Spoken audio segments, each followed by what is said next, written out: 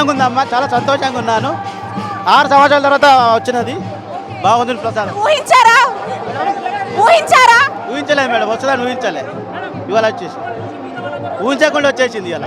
ప్రతి సంవత్సరం ఏం చేస్తారు లడ్డూతో? ఈ లడ్డూతో ఏం చేస్తారు? లడ్డు అంటే మేము మా ఎంపీ సాబ్ ఉన్నాడు, ఈటల రాజేందర్ గారు, రామచంద్రరావు గారు, కిషన్ రెడ్డి గారు, వీళ్ళందరికీ పంచి మళ్ళీ మిగతా మా బంధువులకు, మా ఫ్రెండ్స్కు అందరికి ఇస్తాను.